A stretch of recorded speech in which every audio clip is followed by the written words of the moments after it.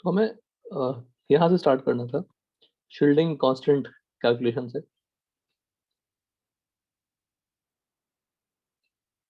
इस जगह से पीरियोडिक वेरिएशंस या पीरियोडिक ट्रेंड कहते हैं इसे, periodic variation in effective nuclear charge. You can see here from left to right what is happening, बताइए।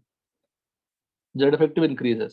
Now why it is increases, let me explain to you first.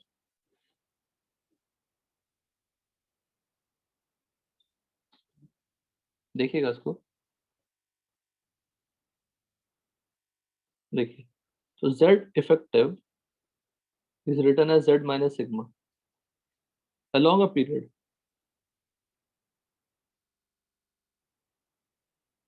Along a period, when you move, what will happen to the Z? The Z increases by 1. Simple. Step by step अगर increase देखें तो Z increases by 1. But what happens to sigma? Sigma increases by what? बताइए।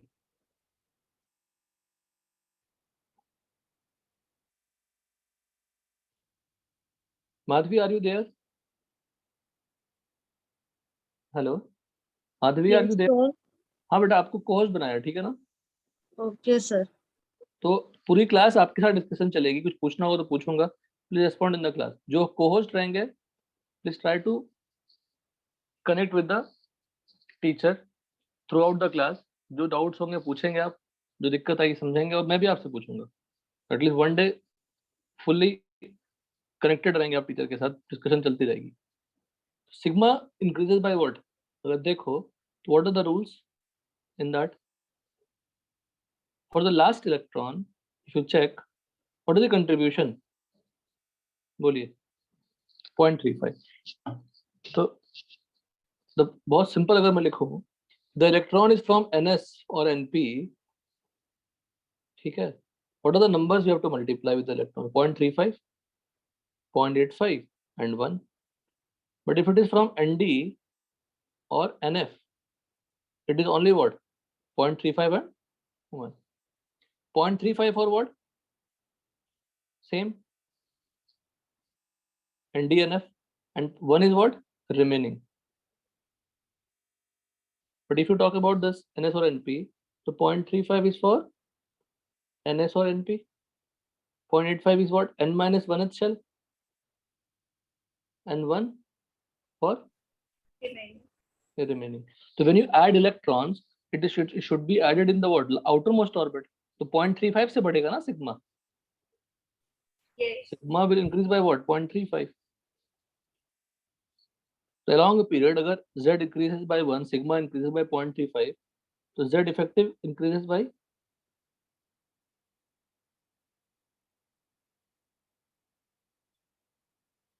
नहीं होगा ना। Z को 1 से बढ़ाया आपने, सिग्मा को 0.35 से बढ़ाया आपने, तो Z effective बढ़ेगा ना। बोलिए। जब जब आप इलेक्ट्रॉन्स ऐड करेंगे, इलेक्ट्रॉन्स ऐड करोगे मतलब प्रोटॉन्स ऐड करोगे, एटॉमिक नंबर चेंज होगा, सिग्मा भी क्या होगी? चेंज होगी, but it will change by what? 0.35. तो along a period Z effective what? बोलो। increases by 0.65. 0.65. या सिंपली अगर मैं बोलूं Z increases, sigma increases, but Z effective increases. तो इंक्रीज का रीजन क्या है? बहुत सिंपल सा, देखो प्यार से बना दूंगा। Z को बना दीजिएगा बड़ा एरो,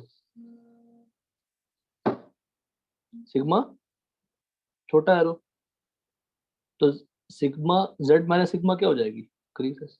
तो अलोंग पीरियड Z क्या होता है? बढ़ता है। Any doubt? कोई डाउट नहीं है, ठीक है। पर अगर आप अलोंग अ ग्रुप देखोगे, जनरल ट्रेंड, ठीक है ना, अलोंग ग्रुप देखेंगे तो Z तो बढ़ेगा, सिग्मा ही बढ़ेगा। आउटर मोस्ट शेल तो सेम ही है ना। If you talk about sodium, let's calculate some value. Sodium की electronic configuration 1s2, 2s2, 2p6, 3s1। Potassium का 1s2, 2s2, 2p6, 3s2, 3p6, 4s1।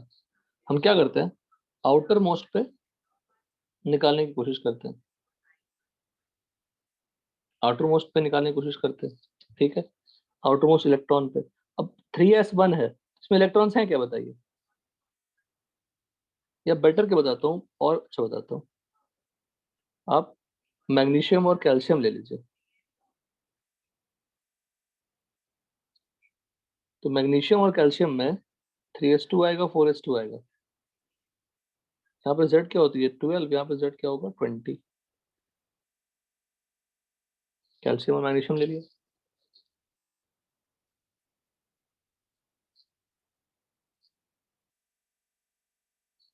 Calcium और मैग्नीशियम ले लिया, ठीक है। अब निकालिए Z। Z किसके लिए निकालेंगे आप, लास्ट शेल के लिए, 3s के लिए निकालिए। तो सिग्मा निकालूं अगर मैं, सिग्मा कैसे निकलेगा बताइए।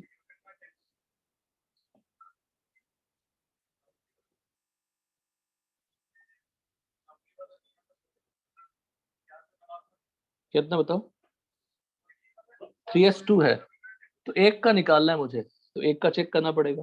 तो 1 इंटू क्या होगा, 0.35. बहुत सिंपल, n-1 शेल का 8 इंटू 0.85, फिर 2 इंटू 1. 1, सिग्मा निकाल लीजिएगा, सिग्मा निकालिए। फिर Z इफेक्टिव क्या होगा, Z तो 12 है, 12 माइनस समथिंग होगा। कैल्शियम का निकालें,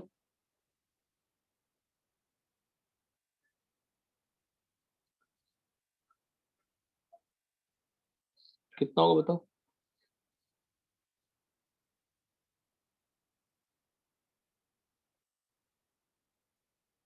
थ्री एस टू 3p6 कितनी कंट्रीब्यूट होगी 0.85, 4s2 कंट्रीब्यूशन 0.35, रिमेनिंग की कंट्रीब्यूशन 1, यही होगा ना। कितना लिखें, 10 इंटू 1। आप खुद सोचो 12 और 20 में कितने का डिफरेंस है बताइए, और सॉल्विंग कुछ भी ना करें। 12 और 20 में कितना डिफरेंस है, 8 का। Yes. एंड सिग्मा वैल्यू देखो, मैच कराओ, 1.12.35 डिफरेंस निकालोगे अगर 8 इंटू 8.85 निकालो, 2 और 8 कितना डिफरेंस है दोनों सिग्मा में। 8. अगर सिग्मा में डिफरेंस 8 है, Z में डिफरेंस 8 है, तो Z इफेक्टिव में डिफरेंस क्या होगी, मैथमेटिक्स है। Difference between the two sigma is what 8, difference between the two Z is what 8, difference between Z effective क्या होगी, 0 हो 0. जाएगी ना, 0 हो जाएगी, तो मतलब दोनों सेम हो जाएंगे। तो try to calculate the value, कितना आएगा वैल्यू बताओ, फर्स्ट वैल्यू बताइए। 0.85. 0.85, 9.15 और 12 minus 9.15 2.85. 2.85, ये कितना आया बताइए,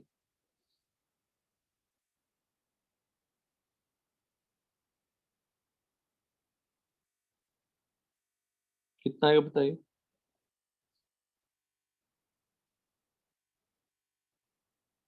2.85. दोनों सेम ही हो गया ना। हाँ, बेरिलियम का थोड़ा डिफरेंट आ सकता है, लिथियम का थोड़ा डिफरेंट आ सकता है, बिकॉज लिथियम की प्रॉपर्टी उससे मैच नहीं करती। यहाँ तक कोई डाउट। No, sir. तो आप क्या देख रहे हैं कि मैग्नीशियम के नीचे अलोंग अ ग्रुप मैग्नीशियम से नीचे गए, तो Z increases, sigma increases, but there increase is what, same magnitude, तो Z effective will be what, constant और ऑलमोस्ट कांस्टेंट और स्लाइटली डिफरेंट।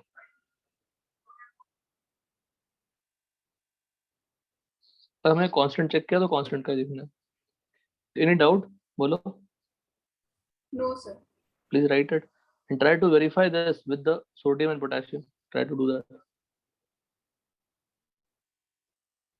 पहले लिखिए इसको, कहाँ से लिखेंगे, यहाँ से लिखना स्टार्ट करिए, मैं स्लाइड करता जाऊंगा, आप लिखते जाना।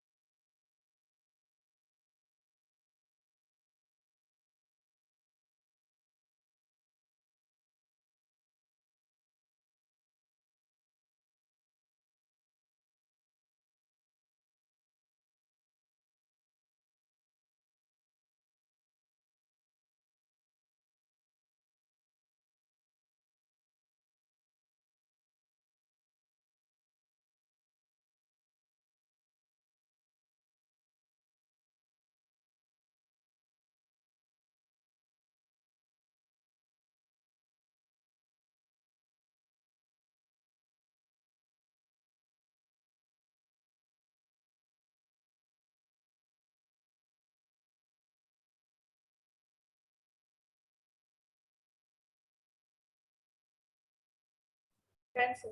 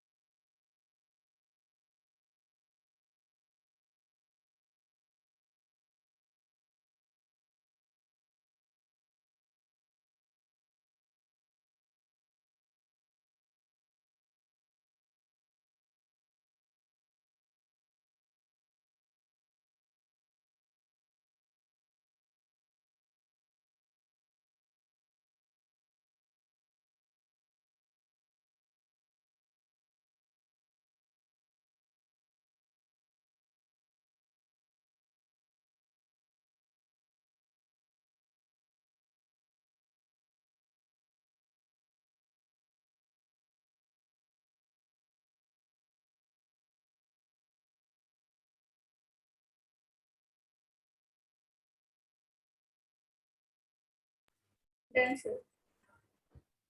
डन। तो लिख देते हैं कैलकुलेशन एक बार। क्या क्या प्रूफ हुआ? सेम मिला। दोनों का सेम है। सॉल्विंग बताना बेटा। फर्स्ट है सोडियम, सोडियम की electronic configuration 1s2 2s2 2p6। इसको ब्रैकेट में डाल दिया करिए। देखिए ग्रुपिंग करना था ना ऐसा। यहाँ भी s और p को साथ रखना है। तो 3s1। अब 3s1 में तो कंट्रीब्यूशन 0.35 का, अगर 3s1 का निकालोगे तो यहाँ मेंशन नहीं है for Z effective for sodium और potassium. It means we have to find out for what. Last. हाँ मेंशन नहीं तो मतलब लास्ट, बिकॉज हम लास्ट इलेक्ट्रॉन को ही तो निकालेंगे ना।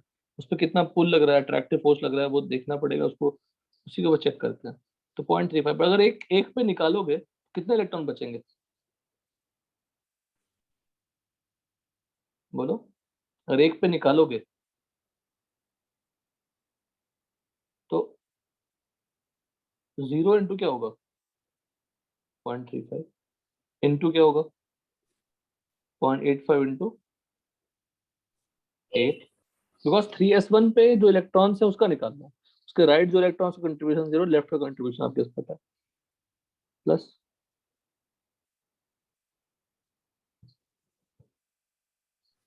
8.8. 8 पॉइंट कितना आया 8. 8.8. तो जेड इफेक्टिव विल बी 2.2. 2.2. 2.2 क्यों? अच्छा हाँ 11 है ना बेटा। 2.2 बी। पोटेशियम तो 1s2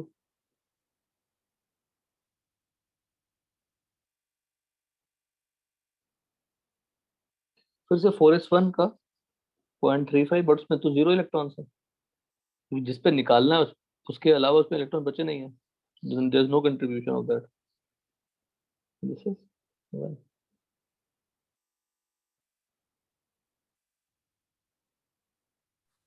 सर ये 0/2.35 कंपल्सरी लिखना है. हाँ, नहीं लिखा हो चलेगा, वो तो समझाने के लिए लिख रहा हूँ कि why it is not considered because there is no electron left ना. I want to find out the Z effective on the last electron. तो लास्ट इलेक्ट्रॉन जिस सब शेल में है उसमें इलेक्ट्रॉन्स है ही नहीं, उसकी कंट्रीब्यूशन क्या होगी? सेम शेल में 0.35 होती है.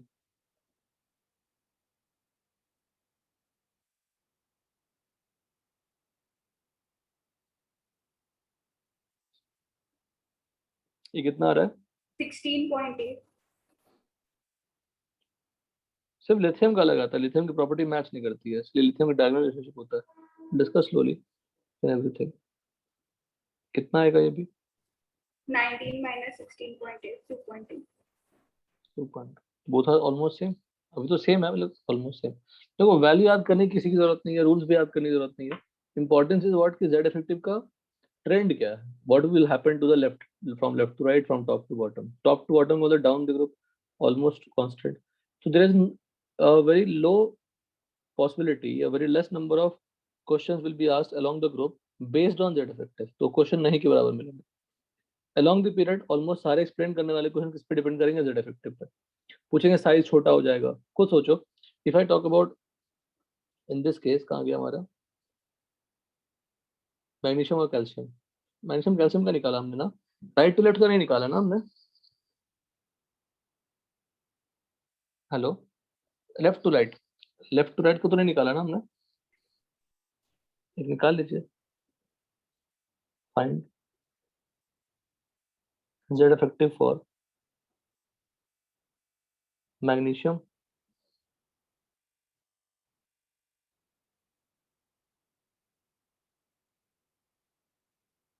and aluminium. निकालिए.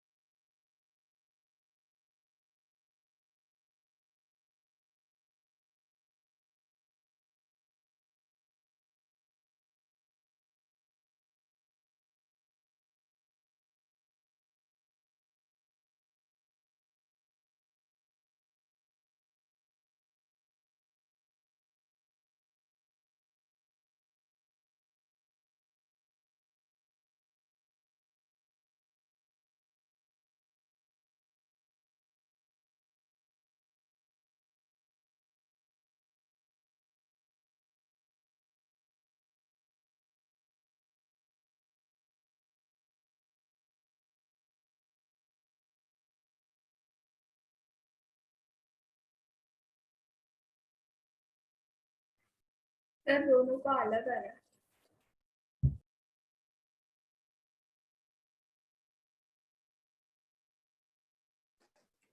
हेलो, हाँ बेटा, दोनों अलग अलग आएगा. किसका ज्यादा आएगा? मीडियम का ज्यादा आ रहा है. ज्यादा आ रहा है तो along the period Z effective ज्यादा है, तो किसके आउटर मोस्ट इलेक्ट्रॉन पे ज्यादा अट्रैक्टिव फोर्स लगेगी? जेड इफेक्टिव का मतलब क्या हुआ? Net attractive force of nucleus on the electron. तो किस पे अट्रैक्टिव फोर्स ज्यादा लग रही है? एल्युमिनियम पे. तो एल्युमिनियम के आउटर मोस्ट इलेक्ट्रॉन ज्यादा अट्रैक्टिव फोर्स लग रही है अगर, तो वो न्यूक्लियस के ज्यादा नजदीक आएगा और साइज क्या हो जाएगी? छोटी हो जाएगी एक्सपेक्टेड से. तो जो एटॉमिक साइज बोलेंगे वो डिपेंड करेगा जेड इफेक्टिव पे. बहुत सारी चीजें जेड इफेक्टिव पे डिपेंड करेगा, जो धीरे धीरे हम लोग सीखेंगे. Please finish everyone.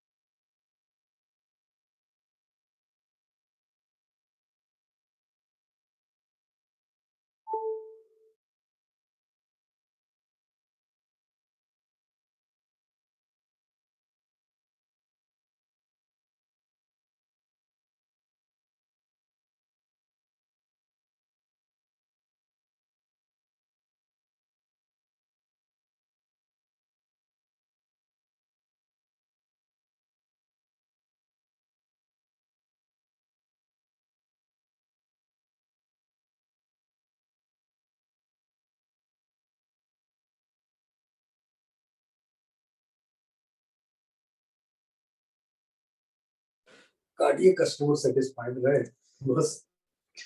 निकाल लिया, सबने निकाल लिया। Yes sir. निशाद बुकलेट तुम्हारा स्टेटस खत्म। माधवी सेशन में है? Yes sir. सॉल्व किया आपने? एमजी और एल का निकाला आपने खुद से? Yes sir. Please solve, send me the solution. आज का दिन हर क्लास एक कोहोस्ट का दिन होगा। Whatever they are solving please send it. आप नहीं कर पाएंगे चलेगा, उसको भेज दीजिए। पूछ बता दी सर, नहीं समझ में आया, बताइए, आप खुल के बताइए।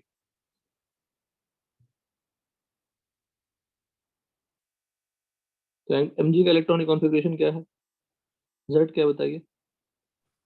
सर ऊपर निकाला हुआ। क्या बेटा? ऊपर कॉपी ऊपर कर लेंगे। निकाला। क्या होगा 3s2 ना, उसका लिखा है हमने ऊपर सारा एमजी का।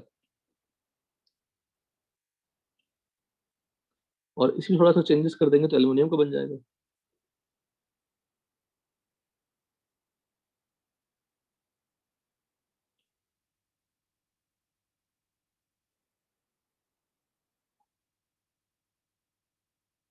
क्या क्या चेंजेस होगा?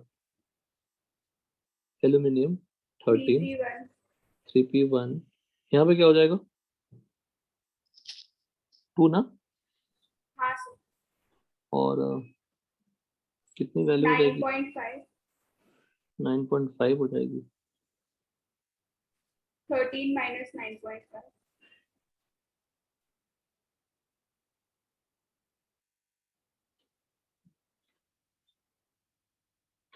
कितना आया वैल्यू?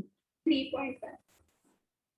तो आप ऑब्जर्व कर रहे हैं कि 2.85 से ज्यादा हो गया 3.5। You don't have to remember anything, just comparing के लिए। लर्निंग सिर्फ आज की क्लास की इतना सॉल्व करने में क्या छोटी सी लर्निंग है। Along the period Z effective क्या होती है? इंक्रीज। इंक्रीज। और कभी कभी कांस्टेंट भी हो सकती है, कुछ कुछ पॉइंट्स हो सकते हैं। मैक्सिमम केसेस में क्या होगा, जेड इफेक्टिव इंक्रीजेस। अब उसकी यूज करनी सीखनी है मुझे डिफरेंट डिफरेंट प्रॉपर्टीज के साथ। एटॉमिक रेडियस, अब देखो यहाँ से होगा स्पीड में पढ़ना। It is the distance from the nucleus to the outermost electron where probability of finding, क्या लिखा, और up to the point where probability of finding electron is maximum. कहाँ तक probability of finding electron maximum है? पर problem क्या है कि प्रोबेबिलिटी के टर्म में आप पोजीशन डिफाइन नहीं कर सकते, लोकेशन डिफाइन नहीं कर सकते, तो हम लोग को एग्जैक्ट एटॉमिक रेडियस कैलकुलेट करना पॉसिबल नहीं है। What we do, we take two atoms and we take the difference between the two atoms of nucleus and we take it half. Atomic radii cannot be calculated using this because size of atom is very small. Atom does not have sharp boundary. सबसे important point यही है. Due to this, atomic radii cannot be calculated precisely. However, atomic radii is calculated by determining the distance between the two atoms in their combined state. Atomic radii can be calculated using following methods: covalent radius, metallic radius, van der Waals और ionic radius. चलो ionic radius तो एक जैसा ही है। Covalent radius, अब देखो hydrogen atom है, दोनों के पास एक इलेक्ट्रॉन्स होते हैं, दोनों ने शेयर कर लिया, यही होता है, दोनों शेयर कर लिया, बॉन्ड बना लेते हैं, ऐसा बॉन्ड है। हेलो, क्लियर है सब लोग? हाँ सर। तो ये जो इस एटम की जो साइज होगी हमें नहीं पता, इस एटम की साइज हमें नहीं पता, तो अगर मैं ये डिस्टेंस निकाल लूँ उनके बॉन्डेड स्टेट में, उसको हाफ कर दूं, तो क्या हो जाएगा, एटॉमिक रेडियस मान लेंगे अप्रोक्सीमेटली। बट यहाँ समझने वाली बात ये है कि मान लो अगर एटम एच एटम का स्फेयर ऐसा है, ऐसा ऑर्बिटल, और दूसरे एटम का भी ऐसा है, तो उन्होंने शेयर किया, जैसा लिखते हैं, एक एटम हाइड्रोजन एटम स्फेयर, इसमें एक इलेक्ट्रॉन है। यही थोड़ा सा एक पॉइंट सीख लेंगे अभी आप। दूसरा एटम, दोनों एटम शेयर कर रहे हैं। शेयरिंग का मतलब क्या होता है, इफ आई से कि मेरे पास एक इलेक्ट्रॉन, आपके पास एक इलेक्ट्रॉन ने शेयर किया, तो मेरे पास भी 2 इलेक्ट्रॉन, आपके पास भी 2 इलेक्ट्रॉन। शेयरिंग का मतलब होता है ऑर्बिटल को ओवरलैप कराना। उसको आप केमिकल बॉन्डिंग में सीखेंगे, मैं स्लाइट आइडिया दे रहा हूँ, ऐसे लिख देंगे। इसमें आप बताइए, दो जो इलेक्ट्रॉन है किसके पास है, दोनों ऑर्बिटल्स के पास है, दोनों के पास है, मतलब कहेंगे दोनों के पास 2-2 इलेक्ट्रॉन्स हैं। अब अगर ये दो स्फीयर आपस में टच कर रहे होते, एग्जैक्टली टच कर रहे होते, तो रेडियस एग्जैक्टली निकलता, फिर तो ओवरलैप किया हुआ है। इनके बीच का जो डिस्टेंस है, इफ यू चेक, वो तो कम होगा ना। कम किससे? 2r से। ये 2r है आपका, यहाँ से यहाँ तक क्या होगा?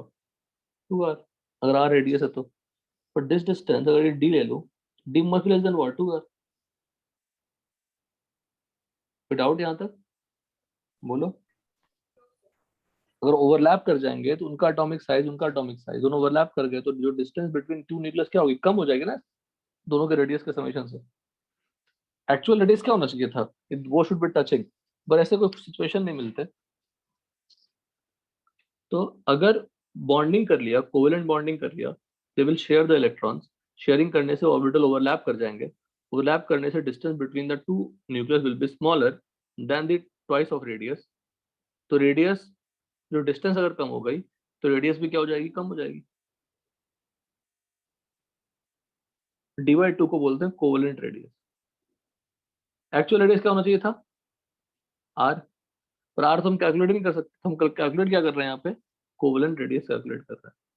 It is defined as half of the internuclear distance between two atoms bonded by covalent bond. It is generally defined for covalent species or non-metals. जो covalent bonding करते हैं उसी को डिफाइन करते हैं। देखिए साफ दिख रहा है। Internuclear distance between two atoms bonded by covalent bond. Thus, covalent radius homonuclear मतलब सेम एटम से बना हुआ, हेटेरोन्यूक्लियर दो अलग अलग एटम से बना हुआ। होमोन्यूक्लियर में क्या लिखा है यहाँ पे? इंटर मॉलिक्यूलर डिस्टेंस और बॉन्ड लेंथ डी ए।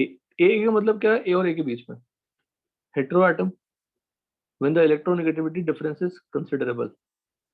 अब इलेक्ट्रोनेगेटिविटी क्या होती है वो प्रॉपर्टी हम पढ़ाएंगे आपको, पर एटलीस्ट फॉर्मूला तो देख ले कि डी ए बी मतलब इन दोनों में जो डिस्टेंस है वो R A plus R B. R A अलग रेडियस, आर बी अलग radius, -0.09 into X A minus X B. X A minus X B का मतलब उनकी इलेक्ट्रोनेगेटिविटी का डिफरेंस। तो इलेक्ट्रोनेगेटिविटी क्या होती है? थोड़ा बहुत आपको मैंने रेडॉक्स में बताया था। क्या था? Tendency to pull electrons. Tendency to pull electrons, tendency for कंजूसी, इलेक्ट्रॉन नहीं देने टेंडेंसी।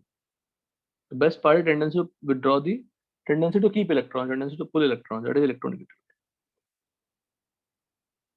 तो ये फॉर्मूला फॉलो करते हैं -0.09 टू दिस।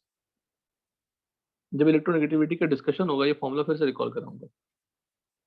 तो देखिए आरसी का मतलब covalent radius of A, this RC. B का मतलब covalent radius of B. DAB is what? Distance between A and B. तो एडिशनल क्या लगा? -0. अब एक्सपेक्टेड से और छोटा हो जाएगा। इलेक्ट्रोनेगेटिविटी इज वेरी स्मॉल और नेग्लिजिबल। तो जो 0.09 वाला फैक्टर था वो भी नहीं आएगा, सिंपली क्या हो जाएगा? R A plus R B हो जाएगा। What is R A? Covalent radius. What is R B? Covalent radius.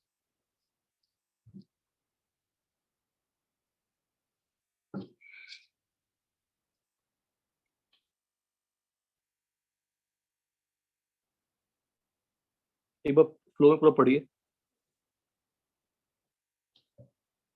पूरा पढ़िए अच्छे से।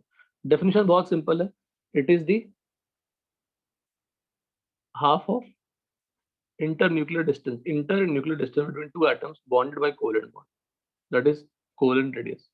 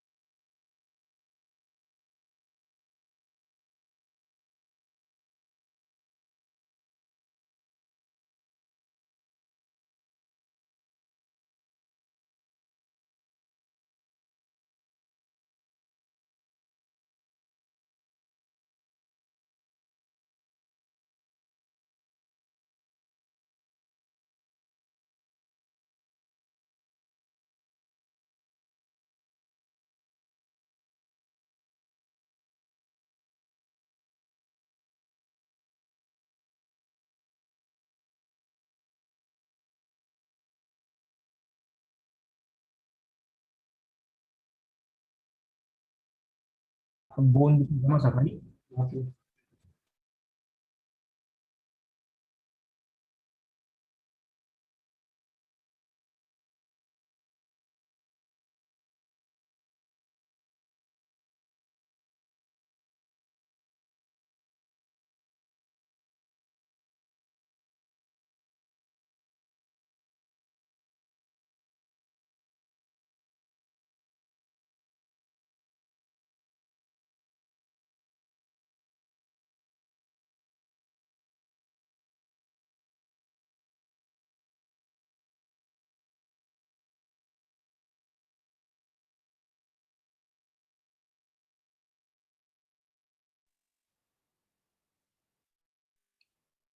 कुणाल हो गया यहाँ तक? सब कुछ याद हो गया? Sumit are you there? Yeah sir. तो बहुत सिंपल था covalent radius.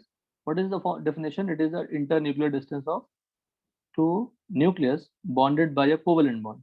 Definitely actual radius जो होती उससे ये कोवलेंट रेडियस क्या होगा? कम होगा. सब एक्सपेरिमेंट सब आपके अप्रोक्सीमेट रेडियस ही है, एग्जैक्ट रेडियस नहीं है. ठीक है.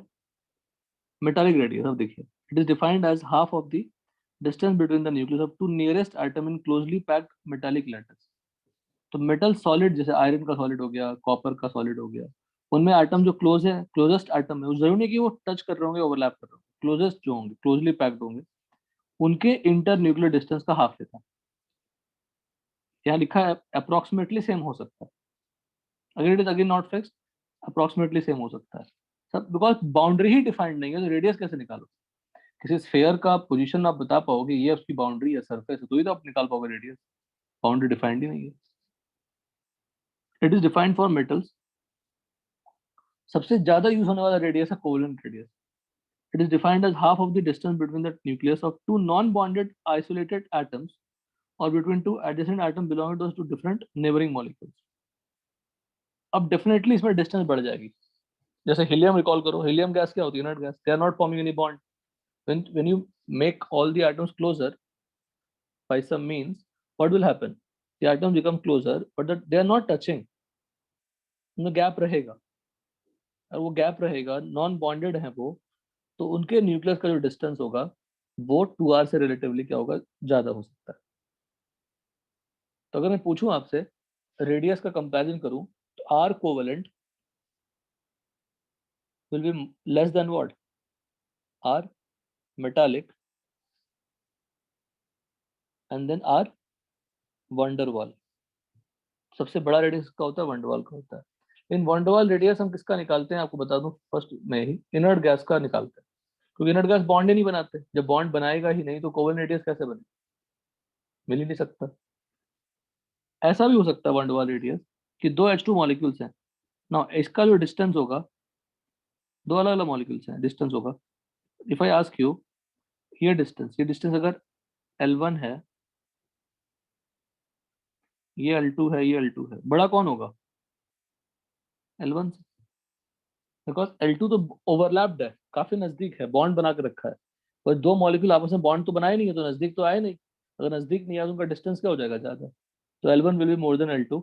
और L1 का हाफ जो होगा, L1 किसका डिस्टेंस है? नॉन बॉन्डेड एटम्स के सेंटर का डिस्टेंस है, न्यूक्लियस का डिस्टेंस. तो L1/2 will be what? Van der वाल रेडियस. लिखा. Radius of noble gases is generally defined in the terms of van der Waal ideas because they do not form chemical bond except xenon and krypton. हम लोग पढ़ेंगे P block में. Experimental techniques to determine the size of atom, NMR, X-ray diffraction, electron diffraction method. खैर, कभी कोई नहीं पूछेगा कि मेथड से करते हैं. अब ये ट्रेंड देखिए, हम दिमाग में फिट कर लो क्या क्या पूछेंगे आपको हमेशा. बिल्कुल आपको डिफरेंट पीरियोडिक प्रॉपर्टीज पढ़नी है. पीरियोडिक प्रॉपर्टीज, पीरियोडिक का मतलब जो चेंज होता है एक पीरियड, एक इंटरवल पे रिपीट होती है, पीरियोडिक प्रॉपर्टीज. इसमें आपको जेड इफेक्टिव तो पढ़ना ही था, एटॉमिक रेडाई या रेडियस पढ़ना है, फिर इलेक्ट्रोनेगेटिविटी पढ़नी है, फिर आयोनाइजेशन एनर्जी पढ़नी है, फिर इलेक्ट्रॉन एफिनिटी पढ़नी है, ये मिनिमम है. और फिर केमिकल ट्रेंड्स पढ़ना है, एसिडिक बेसिक सब पढ़ना है. पर इन सभी में पढ़ना क्या क्या है? देखिएगा, डेफिनेशन, डेफिनेशन के बाद ट्रेंड्स, लेफ्ट टू राइट क्या होगा, राइट टू लेफ्ट और टॉप टू बॉटम क्या होगा, एक्सेप्शन,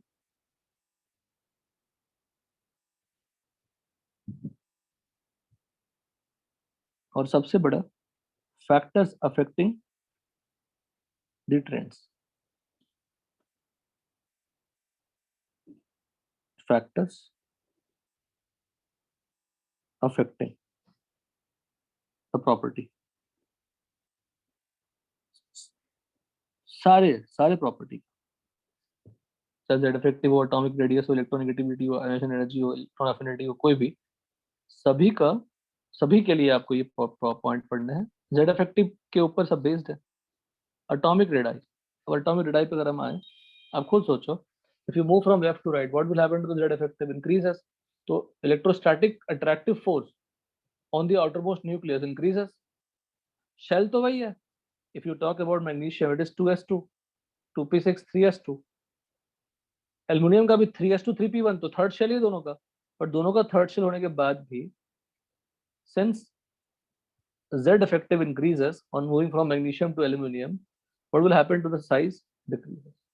आप पे ज्यादा फोर्स लगा रहा हूँ, Z effect ज्यादा होने का मतलब क्या है? अट्रैक्टिव फोर्स ज्यादा। अगर अट्रैक्टिव फोर्स ज्यादा, तो आउटरमोस्ट पे इलेक्ट्रॉन, आउटरमोस्ट इलेक्ट्रॉन पे अट्रैक्टिव फोर्स ज्यादा, तो साइज क्या हो जाएगी? एक्सपेक्टेड से कम। देखिए, along the period, in a period from left to right, the atomic radius decreases because effective nuclear charge increases. Lithium, beryllium, boron, carbon, nitrogen, oxygen, fluorine. But van der Waals radius की अगर हम बात करें, तो नियॉन कहाँ जाएगा?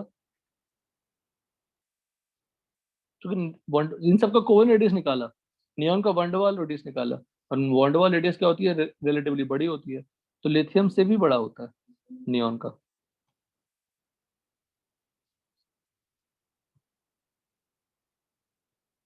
इसको अगर मैं जनरलाइज कर दूं, तो फ्रॉम लेफ्ट टू राइट क्या होगी? Size decreases, but at the last what is happening? Increases. Neon क्या हो गया? बड़ा हो गया।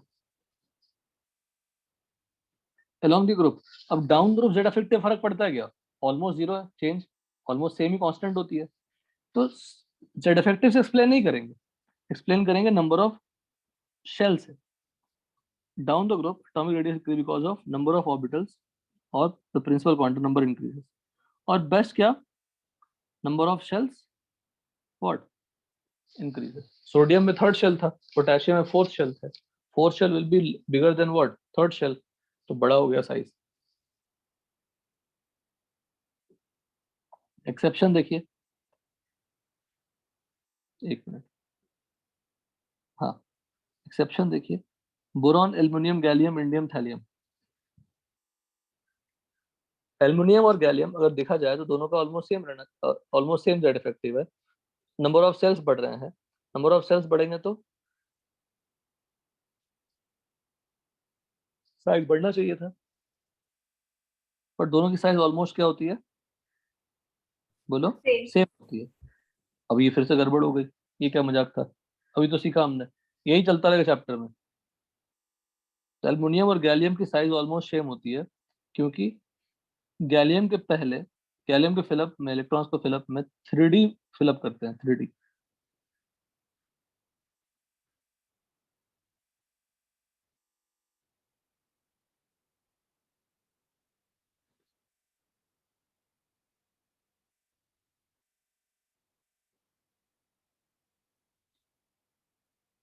ठीक है, और डी का नोटबुक को लिखिए, शील्डिंग इफेक्ट।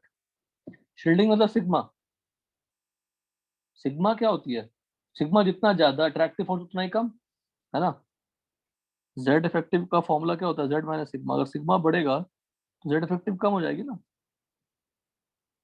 सिग्मा जितना ज्यादा होगा तो अट्रैक्टिव फोर्स कम होगी, उतनी साइज में जो डिक्रीज है वो भी कम हो जाएगी, डिक्रीज नहीं होगा बेसिकली। तो यहाँ पे 3D का लिख दो, shielding effect of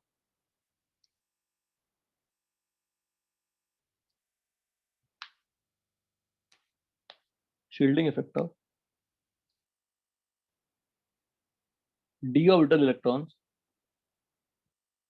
are poor than PNS in the same orbital. d orbital के अंदर में 10 इलेक्ट्रॉन्स हैं, तो जो आपस में शील्डिंग है वही खराब है, दूसरे को क्या शील्ड करेगा? Shielding effect of d orbital electrons in the same orbital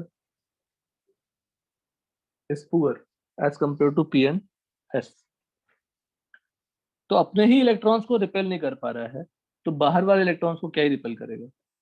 तो रिपेल नहीं कर पाता है, पर 3D का रिपल्शन ज्यादा, 3D का जो शील्डिंग इफेक्ट है वो कम है, और इलेक्ट्रॉन्स भर दिया आपने, प्रोटॉन भर दिया आपने। When you move aluminium to gallium you are adding what? Proton. तो अट्रैक्टिव फोर्स तो बढ़ ही रहा है, तो what is the effect of sigma? वो कम हो गया, बिकॉज डी ऑर्बिटल इलेक्ट्रॉन्स का सिग्मा क्या होता है? कम होता है, या डी ऑर्बिटल्स का कंट्रीब्यूशन टुवर्ड सिग्मा क्या होता है? कम होता है। हेंस सिग्मा अगर इंक्रीज ही ढंग से नहीं हुआ, बट जेड आपके बढ़ गए, तो जेड इफेक्टिव क्या होगी? एक तरह से बढ़ गई। तो poor shielding of D orbitals is the reason for the almost same size of aluminium gallium. अगर साइज की वैल्यू बोलेंगे तो एक 135 पिकोमीटर होता है, 143 पिकोमीटर होता है। तो आज लर्निंग क्या हो गई? Poor shielding effect, poor shielding effect.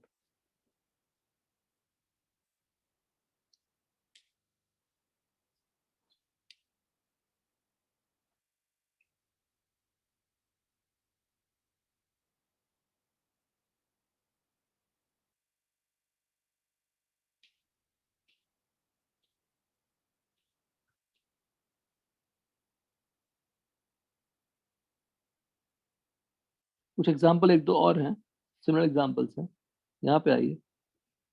वो लैंथेनाइट कॉन्ट्रैक्शन लिखा है, will tell you how.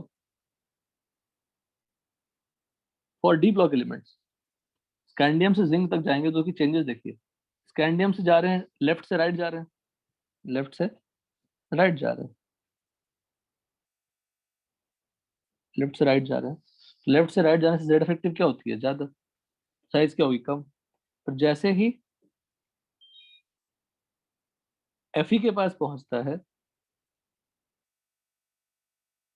Shielding effect से बेटर है रिपल्शन बिटवीन द इलेक्ट्रॉन्स। जब आप इलेक्ट्रॉनिक कॉन्फ़िगरेशन लिखोगे तो Mn के बाद सब Mn का इलेक्ट्रॉनिक कॉन्फ़िगरेशन क्या है? 3d5 4s2। तो Fe में 3d6 हो जाएगा, 3d7 हो जाएगा, 3d8 हो जाएगा, पेयरिंग स्टार्ट हो जाएगा, तो रिपल्शन बढ़ना लग जाता है। फिर बाद में कॉपर और जिंक में जेड इफेक्टिव की जगह पे इलेक्ट्रॉन्स डोमिनेट कर जाते हैं, उनका रिपल्शन डोमिनेट कर जाता है।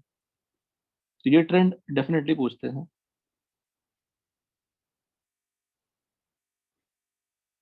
नेक्स्ट आता है 3D series, 4D 5D 6D।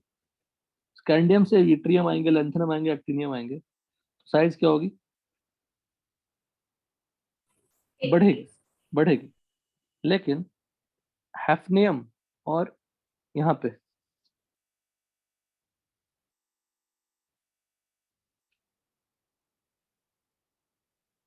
ला हफ्ता वरना वैसा ही कुछ है।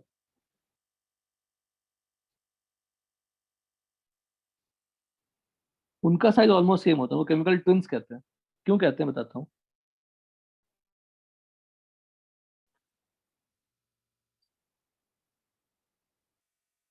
नहीं, यहाँ नहीं, इन दोनों को, जिरकोनियम और हैफनियम, नियोबियम टैंटेलम। जिरकोनियम में एफ ऑर्बिटल फिलअप नहीं हुए हैं, लैंथेनम में एफ ऑर्बिटल फिलअप नहीं हुए हैं, और हैफनियम के पहले लैंथेनम के बाद क्या होता है? लैंथेनम के बाद क्या होता है? 58 टू 71, 72 हो गया। तो हैफनियम के पहले what is filled? F orbitals are filled. Zirconium में एफ नहीं फिल्ड है, डी फिल्ड है, और हैफनियम में एफ भी फिल्ड हो गया, और एफ की शील्डिंग इफेक्ट और भी खराब होती है, और शील्डिंग इफेक्ट खराब होगा, सिग्मा क्या हो जाएगा? कम हो जाएगा। जेड इफेक्टिव क्या हो जाएगी? ज्यादा। तो जेड इफेक्टिव ज्यादा हो जाएगी, तो साइज जितना कम होना चाहिए था, बढ़ना चाहिए था, वो बढ़ा ही नहीं, तो काउंटर इफेक्ट हो गई। डाउन द ग्रुप साइज बढ़ना चाहिए, बट डाउन द ग्रुप क्या फिलअप हो गया? एफ ऑर्बिटल्स फिलअप हो गए। एफ ऑर्बिटल्स की शील्डिंग इफेक्ट और भी पुअर होती है, जिससे down the group attractive force बढ़ गए। अट्रैक्टिव फोर्स बढ़ जाएंगे, साइज ऑलमोस्ट क्या हो जाएगी? सेम हो जाएगी। We call it chemical twins.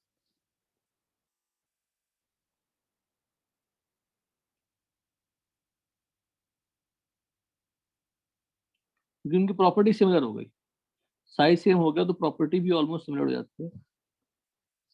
तो 4D और 5D की साइज ऑलमोस्ट क्या है, सेम डाउन हो गई, जबकि बढ़ना चाहिए था। एक बार क्विक करिए स्टार्टिंग से, यहाँ से।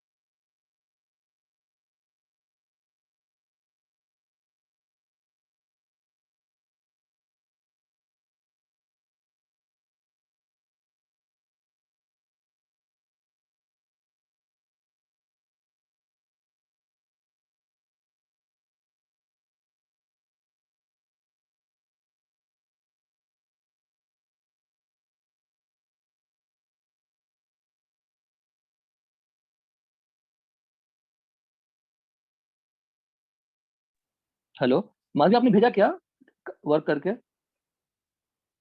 Madhavi Yes, sir.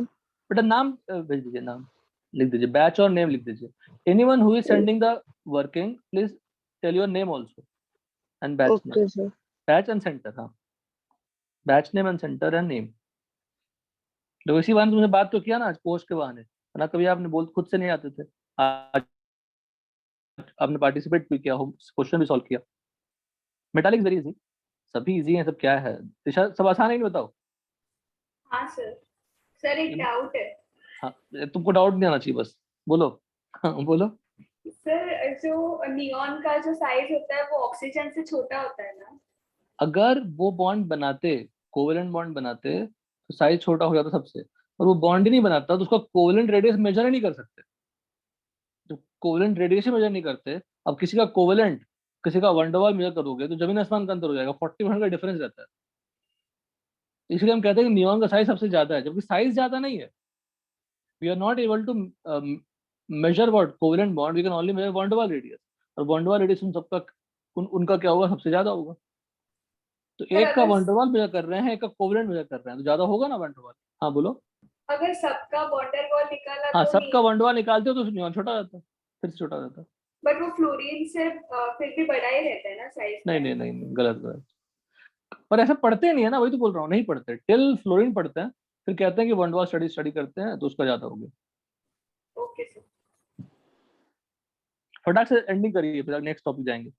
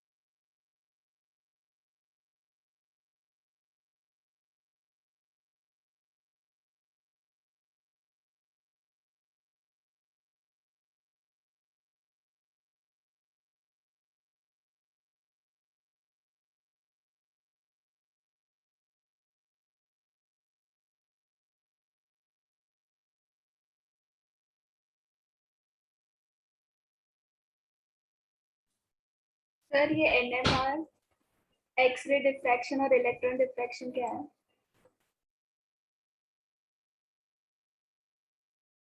बेटा मेथड से निकालने के, not required, just know the name, not required at sir. All, never required.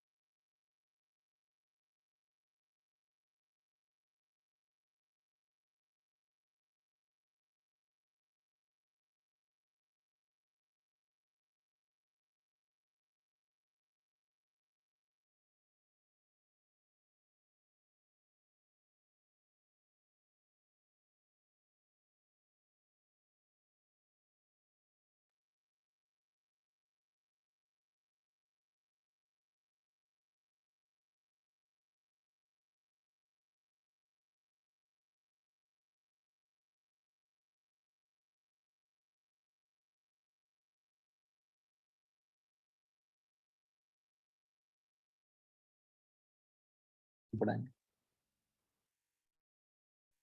Hello Madhavi, सुन रहे हैं? Madhavi, are you there? Yes, sir. तो हमें कौन कौन से एक्सेप्शन याद करना है एल्युमिनियम गैलियम वाले?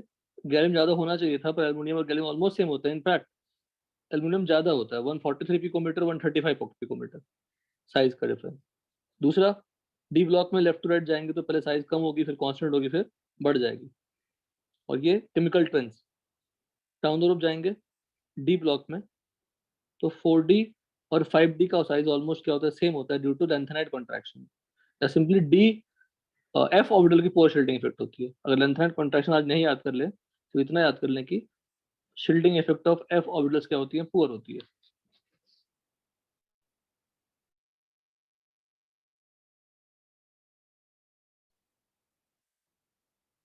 तो नेक्स्ट टॉपिक वो नेक्स्ट क्लास में करते हैं। नेक्स्ट सब टॉपिक इतना रखते हैं बेटा, इतना पढ़ के रखिएगा सब लोग। ये टॉपिक खत्म करने में 2 क्लास और लगेगी, हो जाएगा 2 क्लास। ठीक है ना? सुन रहे सब लोग? I think Yes. दिवाली के पहले हो जाएगा टॉपिक, दिवाली के पहले हो जाएगा। Yes sir. चलिए, थैंक यू बेटा। Thank you, sir. Thank you sir.